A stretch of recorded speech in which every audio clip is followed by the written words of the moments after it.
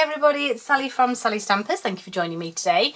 Today I'm bringing you my little biscuit break. So as you can see inside here I have these extra large actually Lotus biscuits, which as you all know we get on our coffee cups when we go into cafes and things like that.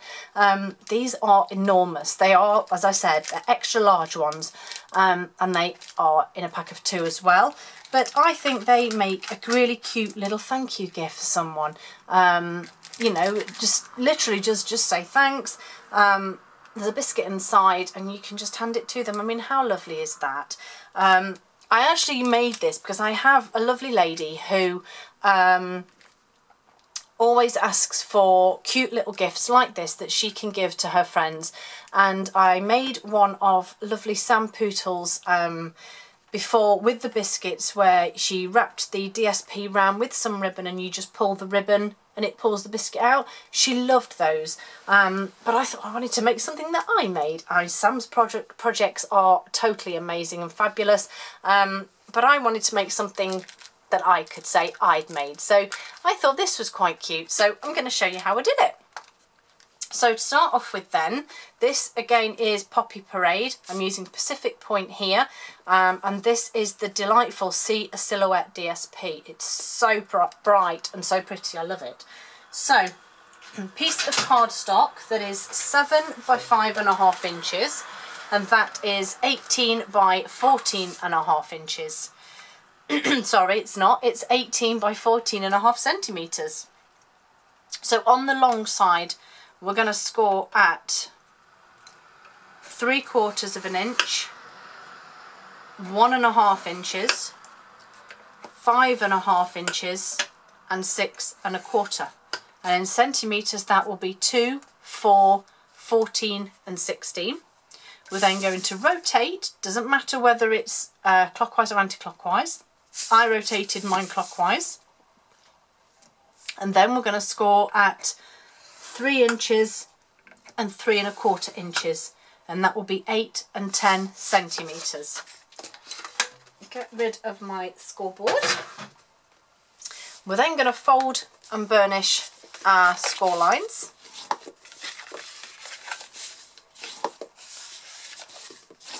All of them.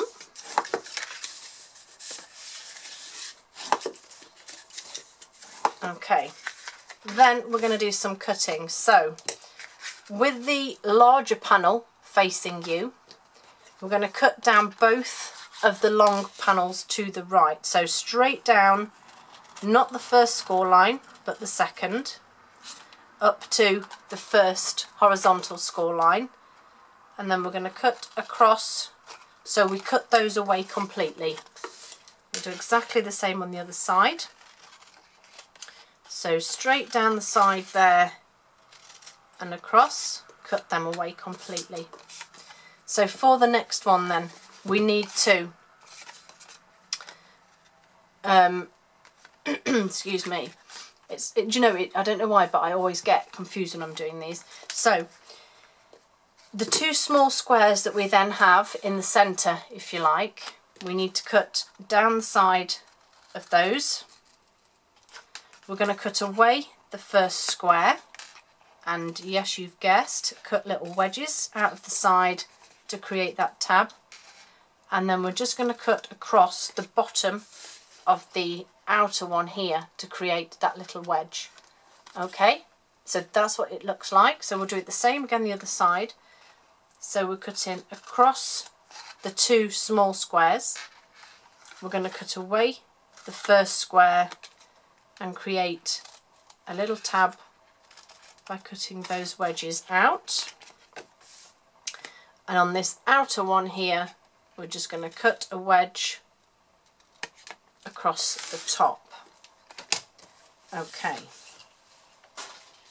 Next up, we're going to add some adhesive. So flip it back over. So it's actually what you would class as the proper side. Back in with my old faithful tear and tape. So I'm going to pop my tear and tape on here. Again, if you're using wet glue, that's perfectly fine. And again, I'm adding my, 2 layers of tear and tape there, 2 strips rather. Same on the other side.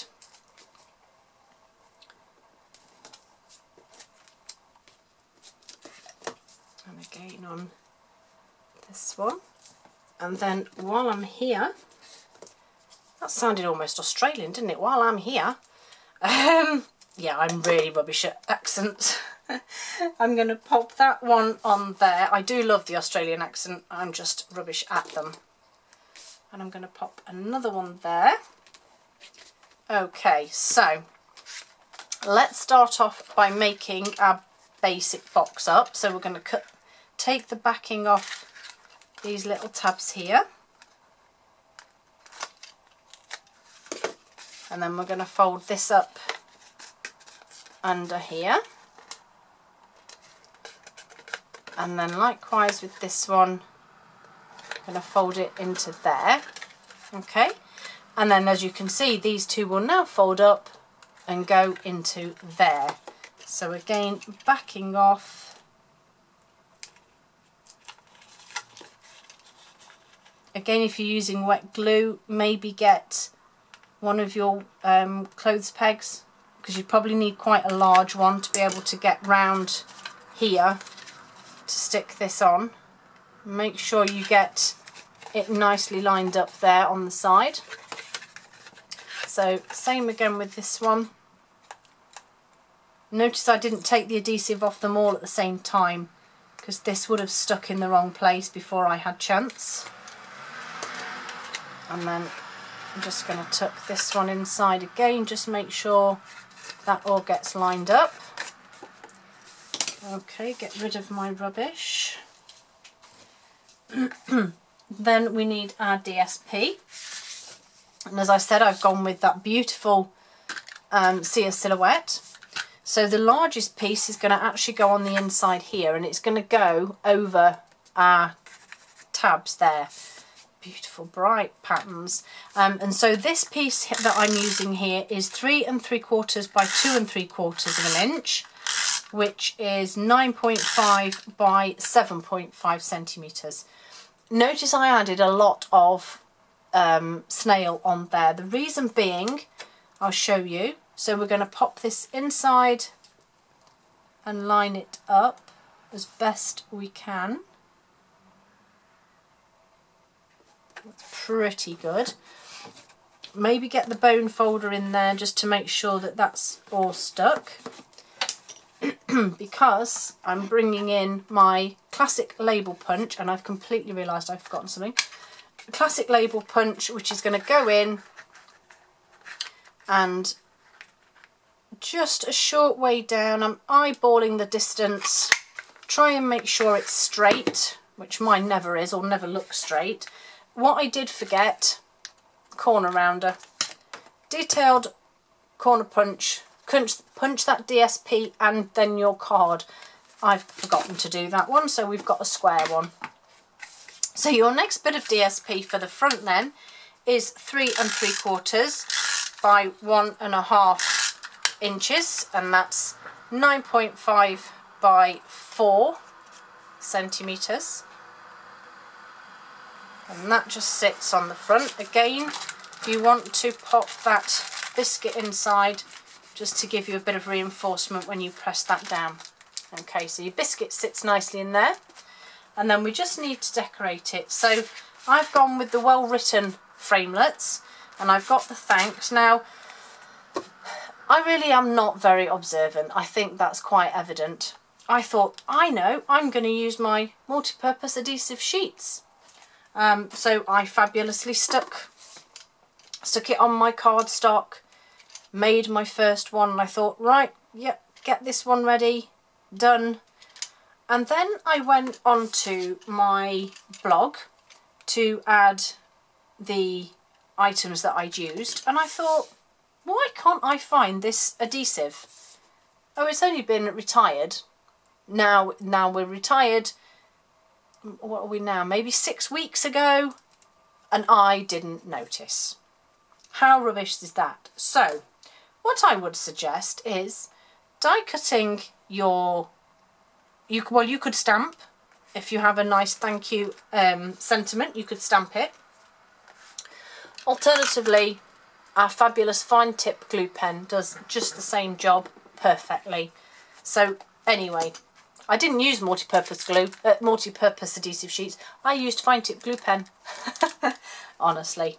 So the last little detail now then to tie in this black, I've got beautiful basic black satin ribbon, and I literally have the smallest little piece here that I then just slip through the handle that I've made, and it's just literally tied onto the front. I've got adhesive on that, never mind.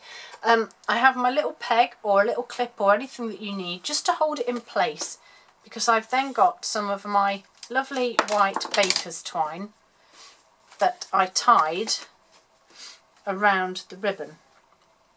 And trust me, when I tried to do this without putting the peg on, oh my goodness, it was impossible. And so I literally tied it on, and I actually tied it in a knot because there was no way I was tying a bow and keeping everything taut. So I tied a knot and I then tied my bow.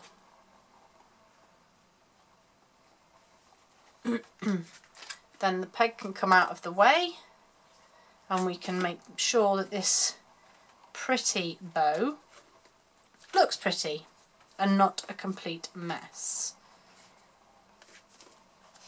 You can just push it down on that ribbon so that it's not so high up.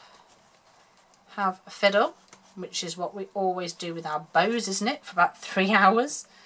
And then I just trimmed off those excess tails of my bow. And there we go, my little biscuit break. Hope you like it. Hope you've got some friends that you could give this to, or maybe just have one and share the biscuits. I know, dreadful.